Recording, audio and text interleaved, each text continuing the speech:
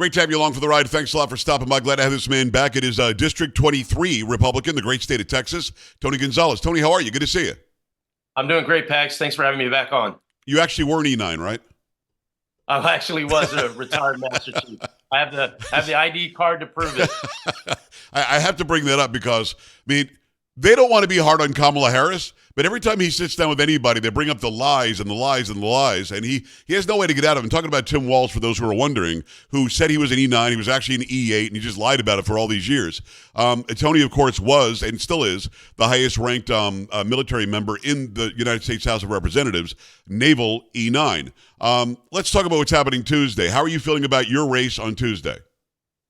Well, I feel good. I feel good about things. You never take anything for granted. You just have to continue to work hard and deliver. But I've been spending a lot of, so I feel good about my race. But it's not about just my race. I mean, we literally have a country to save, Pags. And I've been all over I've been traveling nonstop. I actually just got back from Nebraska.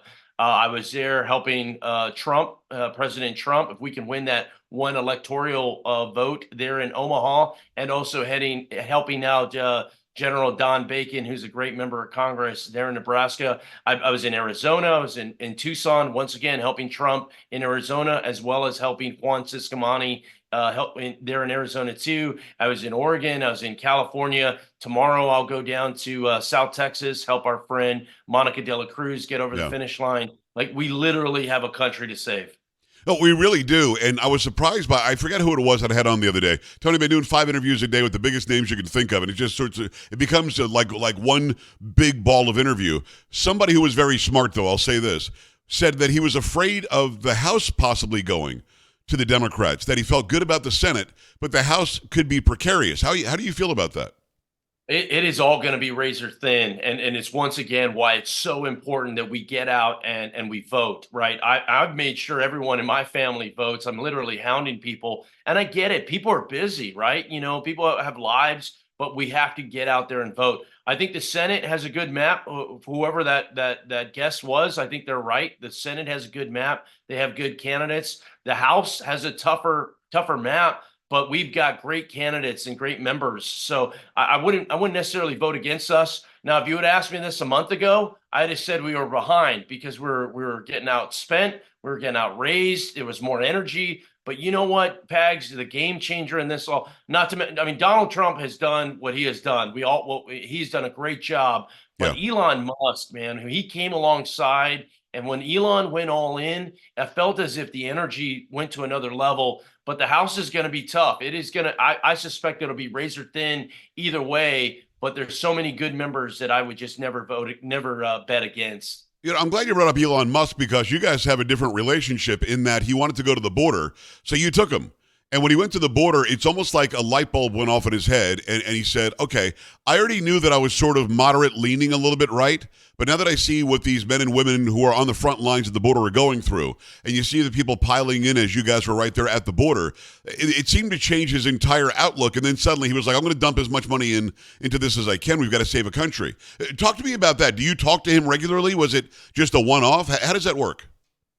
No, I talk to Elon regularly. What I love about Elon, I mean, he loves his country, he loves this planet, he loves this universe, right? He's on a completely different level. Yeah. And he was genuinely just curious and wanted to go see it for himself. I mean, he talks about this all the time, which I think your show feeds into this. Yeah. This citizen journalism, right? Just like, hey, just bring me an unfiltered view of what's happening and let the audience determine, you know, what their thoughts are. And that's exactly what he did when I hosted him in Eagle Pass. What was great too is, I mean, the guys in my pickup truck were driving places like it wasn't this staged you know, these are the only things you can ask. It's the richest man on the planet, and you're just riding around in the pickup truck.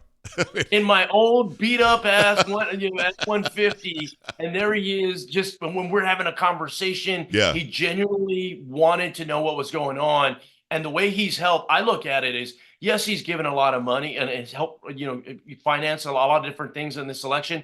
But the most important thing that he has done is he has given up his time. He has a big family. He's a big family guy, just like I am. And here he is every day stumping in Pennsylvania, because he knows how important this election is. We have to make sure Donald Trump wins on Tuesday of next week.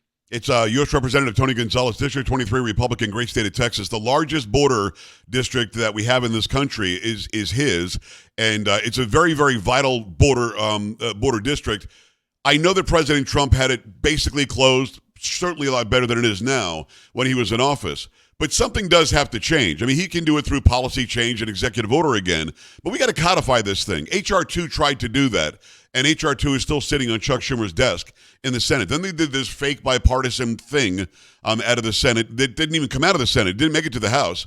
That was garbage. It was 5,000 people a day could come in for 7 days, 35,000 illegal entrants, and then all of a sudden you shut it down. We don't even know how long you shut it down. Then you reopen it again, and then get 5,000 a day for 7 days again, and it would add 2 million more illegal aliens across the border every year. So in a perfect world, Trump wins, you got the House and the Senate.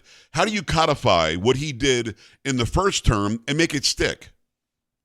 Well, I think it starts with just as bringing transparency back to government. I mean, that's what I think so many people are frustrated. Just tell me the truth. And sometimes the truth isn't perfect. It shouldn't be perfect. But just as an American citizen, as a Texan, we deserve to know the truth. And so this is why I'll give you an example. You know, in March, I sat down with the director of ICE and I asked him 2 questions. I said, hey, Patrick, how many convicted illegal aliens are in our country illegally?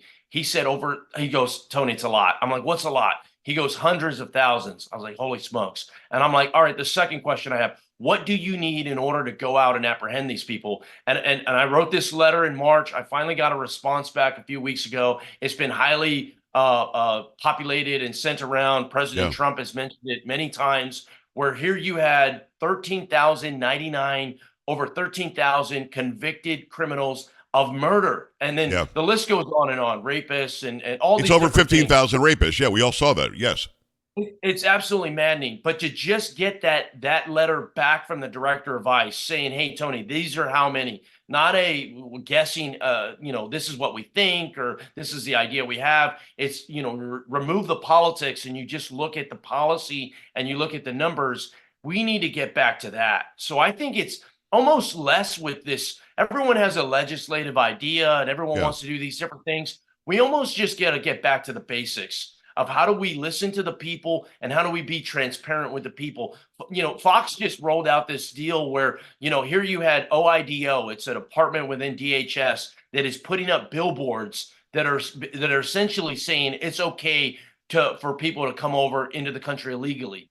Our taxpayer dollars has this billboard saying, you should be, compassionate of your brother that has an asylum claim.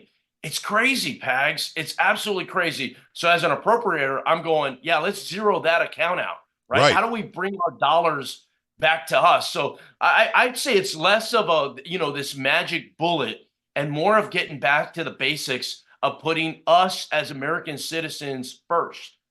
Well, and that's the thing. When Hillary Clinton ran in 2016, there were some leaked lectures or some speeches that she gave. She was talking to bankers, talking about how there shouldn't really be a border between Mexico and the United States or between the United States and Canada, almost like a mini globalist, maybe a European Union, but in North America.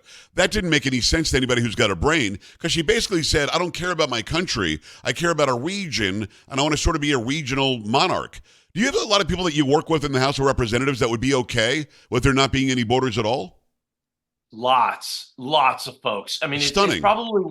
It's probably one of the things that I wasn't prepared for is, here I am, a member of the House of Representatives, thinking we're all on the same team. Yeah. And it took me a very short period of time to go, hey, wait a second here. You're not fighting for the same flag that I'm fighting for. And I'm not talking about our politics. I'm not talking if you're a conservative or liberal or a centrist. I'm talking none of that. I'm just going, like, this makes no sense why you wouldn't put Americans above everyone else. And the more I've started to realize it, it's just like, not everyone is playing on the same team. It's why it's so important.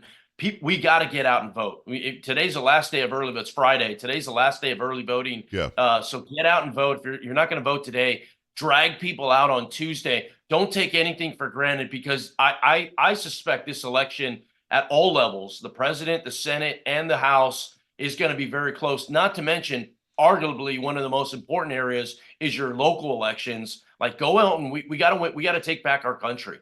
Yeah, I early voted, I think, for the first time ever. I'm not normally an early voter. I think conservatives and Republicans aren't early voters, but this year was different. We know that going in, if you take a chance to wait until Election Day, could be a machine problem, the lines are too long, the weather acts up, you had an accident on the way.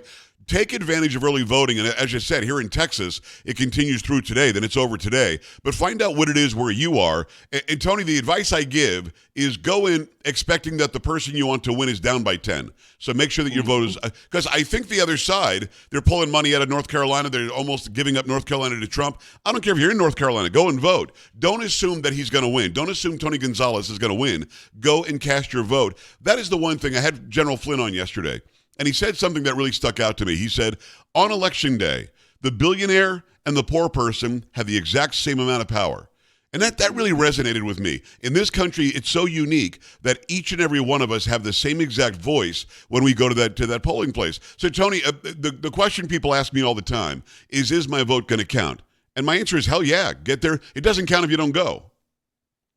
Hell yeah, it's going to count. And you know what? From a guy that has won 7 elections, one election I won by 7 votes, Pags, out of Wow. 25,000. I mean, it really is. It's real. And once again, it's why it's so important. We can't just be talking about the problem. We have to solve the problem by exercising our right to vote is a big part of it. And that's what makes this country so special. And get out and I feel good about where we are in the conservative movement and the energy that we have up and down the ballot. But once again, you hit it right on the head. You take nothing for granted, and we got to make sure we also help the other positions too. You know, these judge races and these judicial races and these attorney generals. We've seen district attorneys. We've seen Yes. these DAs all over the country kind of destroy our way of life. Like we got to go back and take back this country block by block. We do it by winning on Tuesday, but it doesn't happen on its own. 100%. It's U.S. Representative Tony Gonzalez, District 23 Republican, great state of Texas. You talk to the frontline Border Patrol agents all the time. You talk to border sheriffs, both Democrat and Republican. The ones that I've talked to say they've never heard from Joe Biden nor Kamala Harris. The border sheriffs specifically have not heard from this administration. Go back 4 years, we know that President Trump was calling all the sheriffs along the border. What can I do? He was talking to the Border Patrol all the time. What can I do? And I know that he'll be talking to you should he win on Tuesday again. But I mean, going in, there's a story out there, a couple of weeks old now, Tony, that says should Kamala Harris win, massive numbers of Border Patrol agents will quit. Have you heard that? I have, and it's due to a couple things. One is just the age. There's this block of older Border Patrol agents that can retire anytime in the next year or two, Right. essentially. So if you're in that block, you know, why would you stick around? I mean, it is very clear that Kamala Harris does not care about the Border Patrol. Not only does she not care, they're systematically taking funds from them as a law enforcement agency, and they're not trying. They've successfully turned them into something else. With their policies. You know, Border Patrol cannot engage in high-speed chases or cannot engage at all anymore. I What mean, is so that? it just creates this lawlessness, man. Well, I mean, we're watching them getting frustrated because they know that nobody's got their back. We know that for sure. And then they argue, well, we want to add 1,500 new Border Patrol agents. No, you want to add 1,500 more people to fill out the paperwork and help those who are coming here on asylum or parole to get into the country illegally on temporary legal status. We don't need more administrators, Tony. We need people to stop people and turn them around.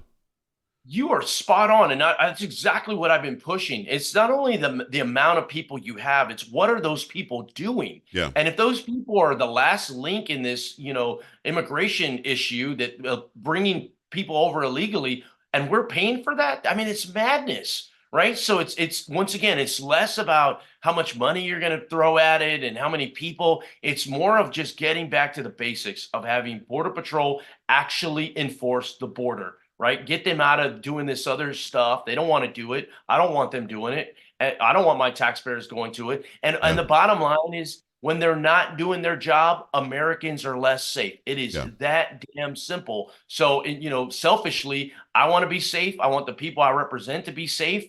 And as Americans, we deserve to feel safe. I mean, in our own cities. And the way you do that is you just get back to the basics. And if Kamala wins, it's going to be more of the same. So it's so important that we got to make sure President Trump gets back into the White House and puts us back on track. About a minute left with Representative Tony Gonzalez. Should Trump win and he gets inaugurated on January 20th, hopefully there's no games on January 6th because Kamala Harris is the president of the Senate. She's got to certify. But let's say perfect world, he gets inaugurated on the 20th.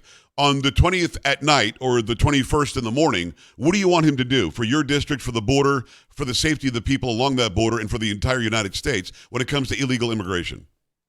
I think the first thing he should do is shut down the border. And what I mean by that is shut down from all illegal activity. And he literally can he? He can just executive order shut it down.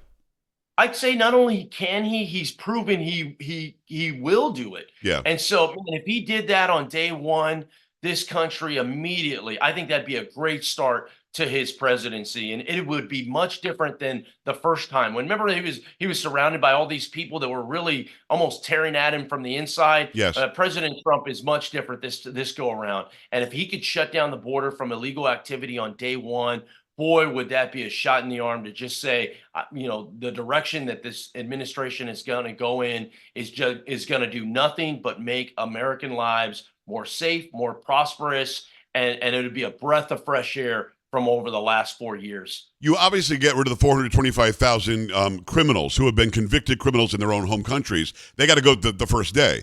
Can you incentivize people leaving and doing it the right way who are here illegally other than them? You absolutely can. And the step one is going, if you come here illegally, you're going to be deported immediately. So that shuts off that aspect of it. And then you look at the legal aspect of it and you go, all right, based on merit, why are you here? What are you going to be doing? And there are plenty of opportunities to do that, but it has to start by making sure that these criminal aliens aren't coming over. Right now, they're breaking the law. And in a lot of cases, you have folks that are convicted of murder, convicted of rape. I mean, it's in madness. Sick. Everyone beat up Trump over it for years. Oh, look, he's just kind of rile people up. When that letter I got back from ICE proved it, it just solidified all the things that President Trump was saying was in fact truth. And we need him back in the White House. That doesn't happen without your vote on Tuesday.